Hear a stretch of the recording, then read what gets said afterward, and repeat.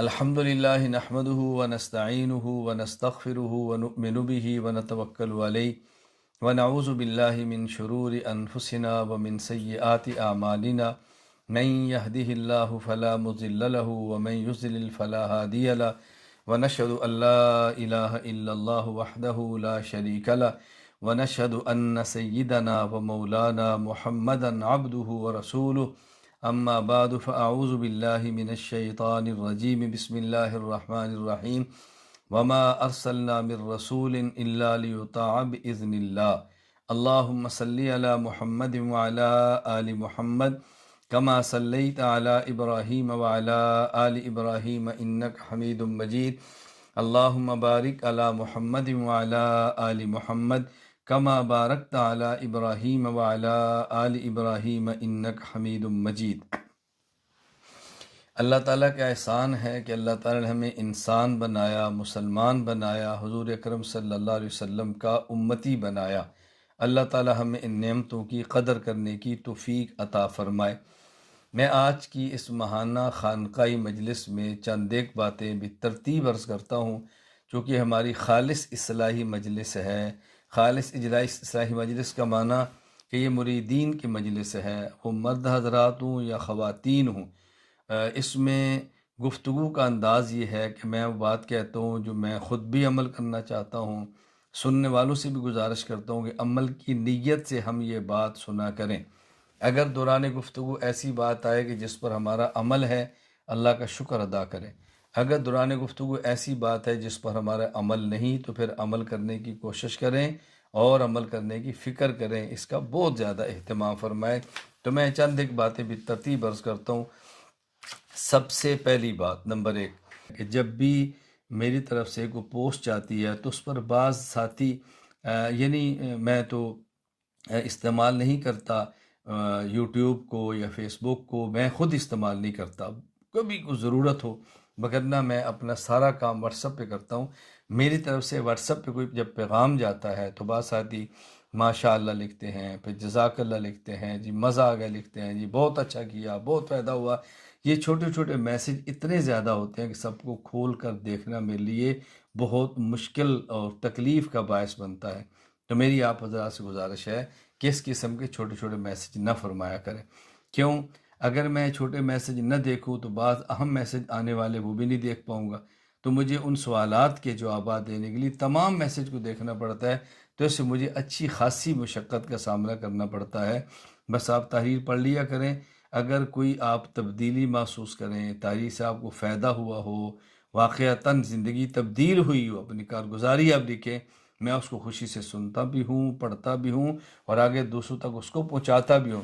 لیکن بس چھوٹی چھوٹی تحریرات ہم خانہ لکھا کریں، اس سے وقت کا بہت ضیاع ہوتا ہے اور حرج بہت زیادہ ہوتا ہے، اس کا بہت زیادہ اہتمام فرمائیں۔ اور بہت سارے کام وہ ہیں کہ جو آپ کے کرنے کے ہیں، میرے کرنے کے نہیں ہیں، آپ وہ بھی میرے اوپر ڈال دیتے ہیں۔ مثال کے طور پہ دیکھیں، آج کا ہمارا خان کا اجتماع ہے، میں نے اپنے واٹس ایپ میں جو میرے یہاں گروپ موجود ہیں براڈ کاسٹ لسٹ، اور وہاں اپنے متعلقین کو جب یہ میسج بھیجا تو اس میں لکھا تھا ترکیہ وقت کے مطابق 2 بجے۔ اب کوئی میسج آ رہا ہے جی پاکستان کا وقت کیا ہوگا، کوئی میسج کر رہا ہے ہندوستان کا وقت کیا ہوگا، کوئی دیگر ممالک سے میسج کر لے ہمارے ملک کا وقت کیا ہوگا۔ بھئی ایک ایک کے ملک کا وقت کا تعین میں نے تو نہیں کرنا۔ آپ ترکیہ وقت دیکھیں اور اپنے ملک کا وقت اس کے مطابق سیٹ کر کے خود دیکھ لیں۔ آپ ہر بات یہ چھوٹی چھوٹی مجھ سے نہ پوچھا کریں، آپ خود اندازہ فرمائیں کہ اس سے مجھے کس قدر مشقت کا سامنا کرنا پڑتا ہے۔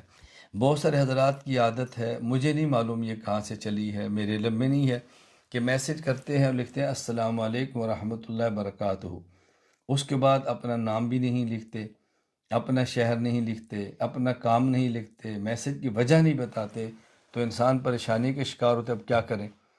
اگر یہ کر لیا جائے کہ مثال کے طور پہ میں ایک بندے کو میسج کرتا ہوں، میرا کام ہے، تو میں لکھ دوں السلام علیکم ورحمۃ اللہ وبرکاتہ، میں مکہ مکرمہ آیا ہوں، میں آپ سے ملنا چاہتا ہوں، تو میں کس وقت آپ کے پاس آؤں، یا جب آپ فارغ ہو تو مجھے کال کر لیں، محمد الیاس گھمن، تاکہ آدمی کو پوری بات سمجھ آئے۔ اب ہوتا یہ ہے کہ لوگ السلام علیکم ورحمۃ اللہ وبرکاتہ کہہ کے چھوڑ دیتے ہیں۔ میں سویا ہوتا ہوں، کئی بیان میں مشغول ہوتا ہوں، کئی علمی مجلس کے اندر ہوتا ہوں، تو جواب نہیں دے پاتا۔ فارغ ہونے کے بعد جواب دیتے ہوں وعلیکم السلام ورحمۃ اللہ وبرکاتہ۔ اب سلام لکھنے والا مصروف ہوتا ہے یا سویا ہوتا ہے، وہ جواب نہیں دے پاتا، تو پھر 2 گھنٹے بعد 10 گھنٹے بعد دوسرے دن وہ لکھتا ہے کہ جی میں آپ سے ضروری بات کرنا چاہتا ہوں، پھر میں کہتا ہوں جی فرمائیں، تو پھر وہ اپنی بات لکھتا ہے، تو کبھی 2 دن کبھی 4 دن اسی طرح گزر جاتے ہیں۔ تو اگر سلام لکھ کے آدمی پوری بات لکھ دے تو میسج پڑھنے والوں کو بے حد فائدہ ہوتا ہے، اس کا آپ حضرات بہت اہتمام فرمائیں تو بہت بہتر رہے گا۔ وہ حضرات جن کا بیت کا تعلق ہے ان کو معمولات یومیہ کا پرچہ دے دیا جاتا ہے، وہ معمولات یومیہ کا پرچہ محفوظ رکھیں اور اہتمام کریں۔ اور ہمارے یہاں معمولات بہت زیادہ نہیں ہیں، معمولات بہت کم ہیں، معمولات بہت کم ہیں۔ آپ نے صبح یاسین پڑھنی ہے، مغرب کے بعد واقعہ پڑھنی ہے، عشاء کے بعد ملک پڑھنی ہے، اب مغرب کے بعد بھی سورہ واقعہ ملک پڑھ سکتے ہیں، عشاء کے بعد بھی واقعہ ملک پڑھ سکتے ہیں، سونے سے کل کسی وقت بھی پڑھ سکتے ہیں۔ میں یہ تھوڑی سی ترتیب بنا دیتا تاکہ پڑھنے میں آسانی رہے۔ اور یومیہ قرآن کریم کی حسب استطاعت آپ نے تلاوت کرنی ہے۔ میں کئی بار گزارش کر چکا ہوں کہ کم از کم ناظرہ قرآن کریم والے کو 1 پاؤ اور حافظ قرآن کو 1 پارہ تلاوت کرنی چاہیے، اور اگر کوئی مصروفیت اس سے کم بھی ہو تو قرآن کریم کو روزانہ کھول کے 1 آیت بھی پڑھ سکیں تو پڑھیں، لیکن تلاوت کا ناغہ ہرگز نہ کریں، اس کا بہت زیادہ اہتمام فرمائیں۔ اسی طرح تسبیحات میں بہت مختصر دیتا ہوں، 1 تسبیح لا الہ الا اللہ کی، 1 تسبیح استغفر اللہ کی، اور 1 تسبیح صلی اللہ علیہ وسلم درود پاک کی، بہت کم دیتا ہوں۔ ہاں وقت ہے تو آپ 12 تسبیحات پوری کریں، وقت ہے تو اس میں ذات کو مزید اب لاکھ تک لے جائیں، کون منع کرتا ہے، لیکن پابندی معمولات کی کرنا بہت ضروری ہے۔ خیر الاعمال ادومھا وان قل، بہترین عمل وہ ہے جو تسلسل کے ساتھ ہو، اگرچہ تھوڑا ہی کیوں نہ ہو لیکن ہو تسلسل کے ساتھ، اس لیے اعمال کو تسلسل کے ساتھ کرنا سیکھیں، پھر فائدہ بہت زیادہ ہوتا ہے، وگرنہ فائدہ نہیں ہوتا یا بہت کم ہوتا ہے، اس کا بہت زیادہ اہتمام فرمائیں۔ دیکھیں میں حضرات سے پابندی بہت سارے معاملات میں کراتا ہوں، خود بھی پابندی کرتا ہوں، تو جن حضرات کو مزاج کا پتہ نہیں ہوتا یا واسطہ نہیں ہوتا تو کبھی یہ کہتے ہیں کہ مولانا صاحب آپ وہ سخت ہیں، میں کہتا ہوں میں سخت نہیں ہوں، میں اس موقع پر وہی جملہ کہتا ہوں جو حکیم الامت مجدد الملت مولانا اشرف علی تھانوی نور اللہ مرقدہ نے فرمایا تھا۔ حضرت حکیم الامت مولانا تھانوی رحمۃ اللہ علیہ کو بعض احباب نے کہا کہ حضرت آپ کے اصول بہت سخت ہیں۔ حضرت فرمانے لگے میرا صرف ایک اصول ہے کہ مجھ سے کسی کو تکلیف نہ پہنچے اور کسی سے مجھ کو تکلیف نہ پہنچے، بس یہ کتنی مختصر سی بات۔ اس لیے میں حضرات سے گزارش کرتا ہوں وقت کی پابندی کریں، معمولات کی پابندی کریں، معاملات کا بہت زیادہ خیال فرمائیں، کسی کو تکلیف نہ دیں، جو وعدہ کریں اس پر پورا اتریں، دوسرے کے وقت کا بہت زیادہ خیال فرمائیں، اس کا اہتمام فرمائیں گے تو زندگی بہت آسان ہوگی، زندگی بہت آسان ہوگی۔ میں کس طرح آپ کی خدمت میں عرض کروں، اس بات کا بہت زیادہ خیال فرمائیں کہ ہمارے پاس وقت بہت ہے، وقت کم نہیں ہے، فضولیات میں اور لغویات میں لگ جانے کی وجہ سے ہمارا وقت برباد ہو رہا ہے، بہت زیادہ وقت ہمارا موبائل برباد کرتا ہے، فضول چیزیں دیکھتے ہیں، فضول چیزیں سنتے ہیں، وقت بہت زیادہ ہم اس پہ ضائع کرتے ہیں۔ اور میں اس حوالے سے بڑے اہتمام کے ساتھ اور بڑی تاکید کے ساتھ اپنے سے تعلق رکھنے والے احباب کی خدمت میں یہ گزارش کیا کرتا ہوں کہ اگر آپ صرف اتنا اہتمام کر لیں کہ ہر کسی کو سننا چھوڑ دیں، ہر کسی کو دیکھنا چھوڑ دیں، توجہ رکھیں، ہر کسی کو سننا چھوڑ دیں، ہر کسی کو دیکھنا چھوڑ دیں، ایک اپنا شخص جس کے علم اور عمل پر آپ کو اعتماد ہو ان سے تعلق قائم فرمائیں اور انہی کو سنیں، انہی کو پڑھیں، بس گروپوں سے نکل جائیں، ہر پوسٹ کو نہ دیکھیں، ہر گروپ میں نہ آئیں، آپ دیکھنا کہ کتنا وقت آپ کے پاس بچتا ہے اور کتنا وقت موجود ہے۔ آپ 2 سالہ 4 سالہ میں پڑھنا چاہیں آپ پڑھ سکتے ہیں، ترجمہ اور تفسیر قرآن پڑھنا چاہیں تو پڑھ سکتے ہیں، اپنے گھر کو وقت دینا چاہیں تو دے سکتے ہیں۔ میں اللہ کی قسم اٹھا کر کہوں تو میں حانس نہیں ہوں گا، میں کس درد کے ساتھ یہ بات کہوں کہ بچے، نوجوان اور بوڑھے، مرد اور عورتیں، بظاہر نیک، بظاہر دیندار لوگ ملوث ہیں ان موبائل کے فضولیات اور لغویات میں، اور اتنا وقت ہمارا یہ موبائل ضائع اور برباد کرتا ہے، الامان والحفیظ، اتنا وقت یہ برباد اور ضائع کرتا ہے کہ میں آپ کی خدمت میں کیا عرض کروں۔ بہت زیادہ مجھے اس سے تکلیف ہوتی ہے کہ ہم بہت زیادہ وقت ضائع کرتے ہیں۔ اپنے وقت کو ضائع ہونے سے بچائیں، اس کا بہت زیادہ خیال فرمائیں۔ ہم جس دور میں ہیں، میں سمجھتا ہوں یہ میڈیا کا دور ہے، سوشل میڈیا کا دور ہے، لیکن اس سوشل میڈیا کے دور میں خود کو بچایا جا سکتا ہے، اس دور میں بھی خود کو بچایا جا سکتا ہے۔ اس کا طریقہ اچھی طرح ذہن نشین فرما لیں۔ میں اس کے لیے ایک واقعہ عرض کرتا ہوں۔ چند دن قبل میرا سعودی عرب کا سفر تھا اور خبر میں ٹھہرا تھا، آگے بحرین میں نے جانا تھا، مختلف شہروں سے ساتھی وہاں جمع تھے۔ تو مجھے ایک ساتھی فرمانے لگے کہ مولانا صاحب سوشل میڈیا کا دور ہے، بچنا بہت مشکل ہے، تم کیا کریں؟ میں نے کہا میں بھی سوشل میڈیا پر ہوں، میں کون سا سوشل میڈیا پر نہیں ہوں، تو آپ مجھے سن لیا کریں۔ وہ خاموش ہو گئے۔ میں نے کہا آپ کا تعلق تبلیغی جماعت سے ہے اور آپ کا بیعت کا تعلق مجھ سے ہے، اور آپ سنتے اوروں کو ہیں، تو پریشانی تو ہوگی۔ جب آپ کا تعلق مجھ سے ہے، تعلق تبلیغی جماعت سے ہے، تو آپ پھر مجھے سنیں، پھر آپ اوروں کو کیوں سنتے ہیں؟ وہ لوگ جن کو سننے سے شبہات پیدا ہوتے ہیں، آپ ان کو سنتے ہیں، اور جس کے سننے شبہات ختم ہوتے ہیں، آپ اس کو سننا کیوں چھوڑتے ہیں؟ تو کہنے لگے جی آخر کیا کریں، سوشل میڈیا ہے۔ میں نے کہا وہی بات میں سمجھا رہا ہوں کہ میں بھی تو سوشل میڈیا پر ہوں نا، تو آپ سوشل میڈیا پر ہر کسی کو نہ سنیں، اس بندے کو سنیں کہ جس کو سننے سے شبہات ختم ہوتے ہیں۔ کیونکہ میرے علم میں ہے، میں صرف درجنوں اور بیسیوں کی بات نہیں کرتا، سینکڑوں کی تعداد میں ایسے لوگ ہیں کہ وہ الجھتے ہیں تو پھر رابطہ کرتے ہیں، شبہات میں پھنستے ہیں تو پھر رابطہ کرتے ہیں، پوسٹ کسی کی پڑھتے ہیں، حوالہ مجھ سے مانگتے ہیں، بیان کسی کا سنتے ہیں، تائید تردید مجھ سے پوچھتے ہیں۔ تو میں کہتا ہوں بھی چھوڑ دیں، آپ ایسا کیوں کرتے ہیں؟ آپ چھوڑ دیں اس کو۔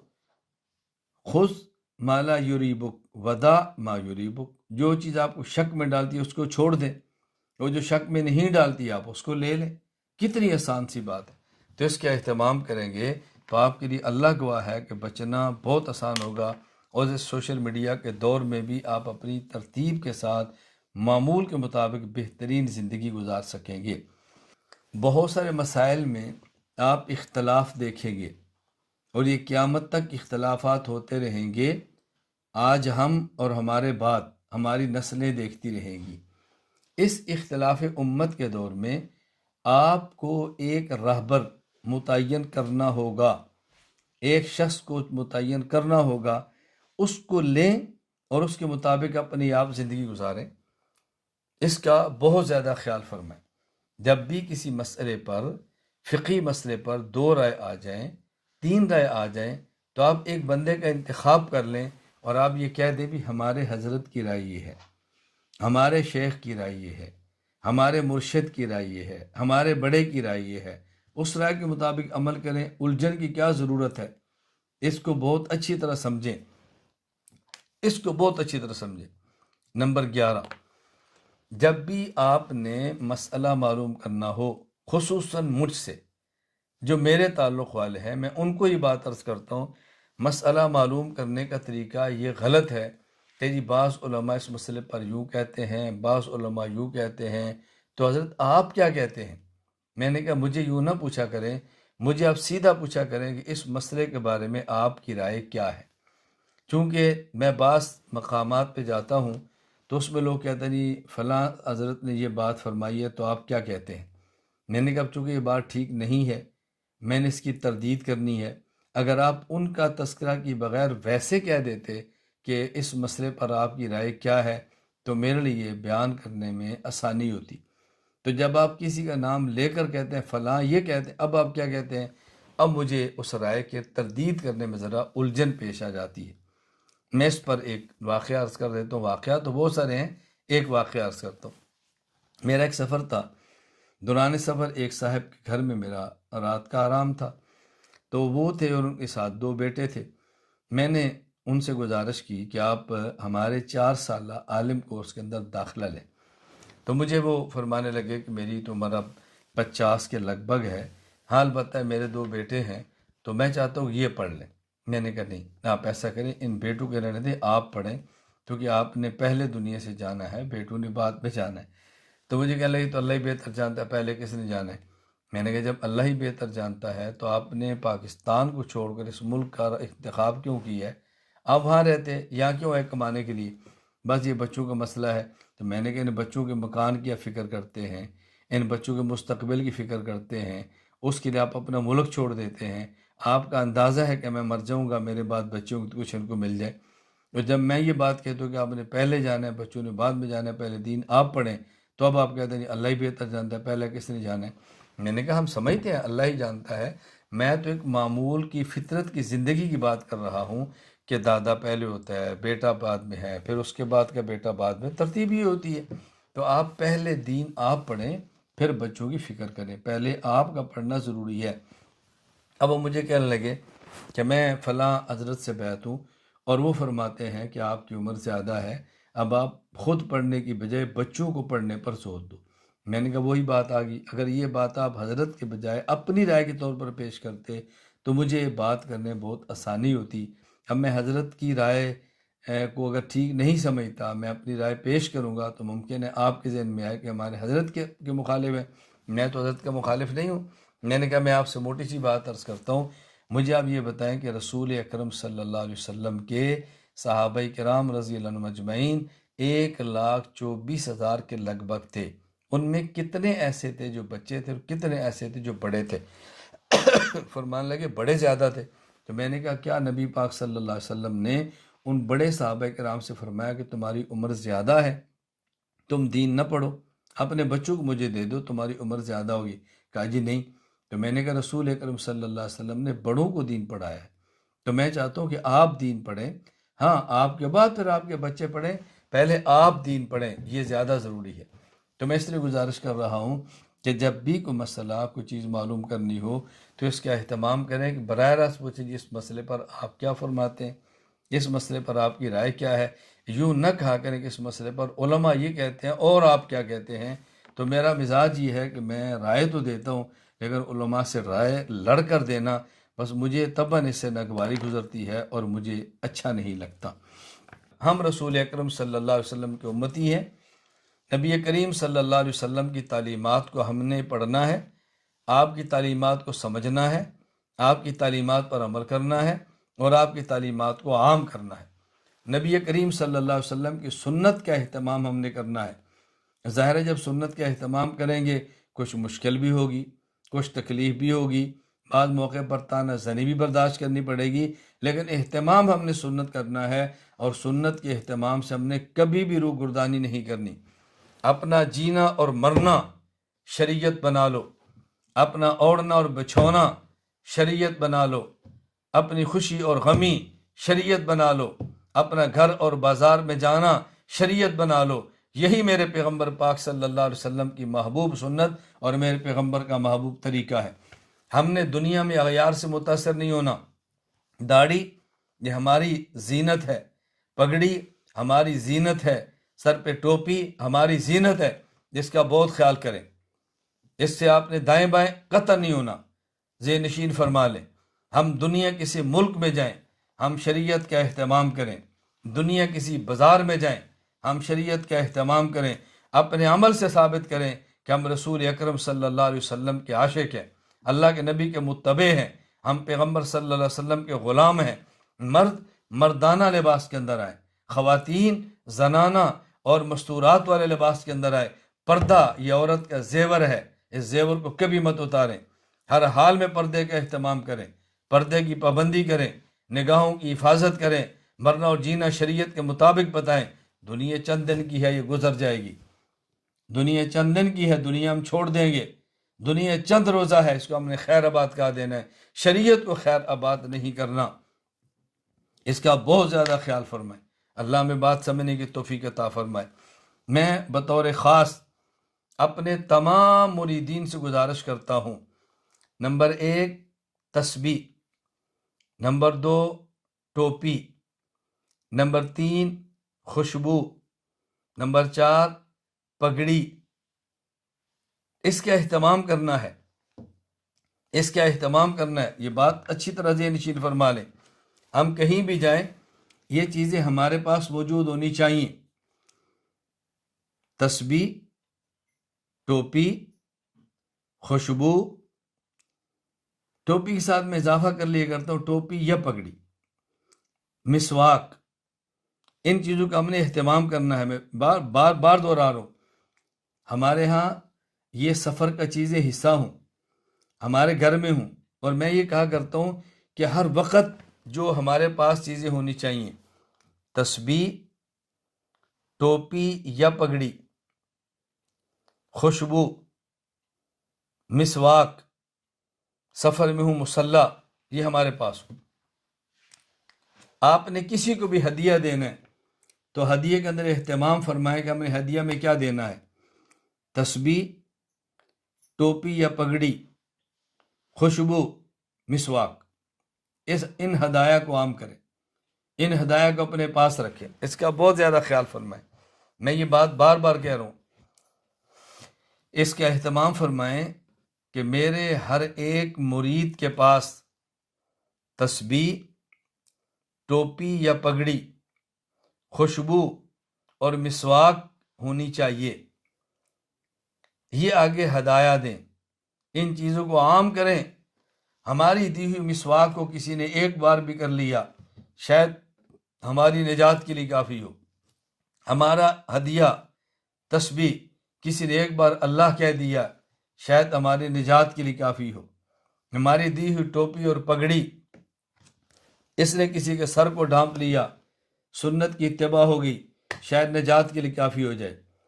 مصلی ہدیے میں دیں، اور خواتین اس بات کا اہتمام کریں، یہ بھی خواتین کو ہدایہ دیں، تسبیح ہدیے میں دیں، مسواک ہدیے میں دیں، اور مصلی ہدیے میں دیں، چادر ہدیے میں دیں، سکاف ہدیے میں دیں۔ میرے ہاں اپنا ایک وقت تک معمول رہا کہ کوئی شخص ترکی آتا، میں کسی کے یہاں جاتا تو میں خیال کرتا کہ چونکہ ترکیہ آیا ہے یا میں ترکیہ سے جا رہا ہوں تو میں یہاں کی مٹھائی، چاکلیٹ، یہ چیزیں ہدیے میں دوں، لیکن مجھے احساس ہوا یہ چیزیں بہت معمولی ہیں۔ مجھے آنے والے مہمان کو اگر ہدیے میں دینا ہے تو میں اس کا اہتمام کروں، میں ٹوپی دوں، میں تسبیح دوں، میں مسواک دوں، میں خوشبو دوں، میں مصلی دوں، اور گھر والوں کو میں نے کہا خواتین آئیں تو ان کو سکارف دیں، چادر دیں، مصلی دیں۔ ہم ان چیزوں کو عام کریں جس کی بے حد ضرورت ہے۔ اللہ تعالیٰ ہمیں بات سمجھنے کی توفیق عطا فرمائے۔ میں بڑی تاکید کے ساتھ یہ آخری بات کہنے لگا ہوں، بہت اچھی طرح اس کو سمجھیں۔ بیعت کا مقصد اپنی اصلاح ہے، بیعت کا مقصد اپنی اصلاح ہے۔ ایک بیان سنیں اور پلے باندھ لیں، بیان سنیں اور اپنے دماغ میں بٹھا لیں، اور ہر بیان میں اپنے عمل کے لیے راہ متعین کر لیں۔ آپ دیکھیں اصلاح کیسی ہوتی ہے۔ آج ہم بیٹھے ہیں، ہم صدق کے دل سے توبہ کریں، اللہ ہمارے پچھلے گناہوں کو معاف کر دے، آئندہ گناہ نہ کرنے کا فیصلہ کریں۔ خدا نہ کرے اگر کبھی گناہ ہو جائے تو رو کے گڑ گڑا کے اللہ سے معافی مانگیں، روئیں، گڑ گڑائیں اور خدا سے معافی مانگیں۔ بیعت کا فائدہ تب ہوگا۔ اپنی اصلاح کی فکر کریں، اپنے آپ کو بدلنے کی کوشش کریں، اپنی نگرانی کریں، اپنے اعمال کا محاسبہ کریں، خود کو دینی مزاج کے مطابق ڈھالنے کی کوشش کریں۔ اللہ تعالیٰ مجھے بھی توفیق عطا فرمائے، اللہ تعالیٰ آپ کو بھی توفیق عطا فرمائے، اللہ تعالیٰ مجھ سے بھی راضی ہو جائے، اللہ تعالیٰ آپ سے بھی راضی ہو جائے، اللہ تعالیٰ ہم سب کو دین کی مقبول خدمت کرنے کی توفیق عطا فرمائے۔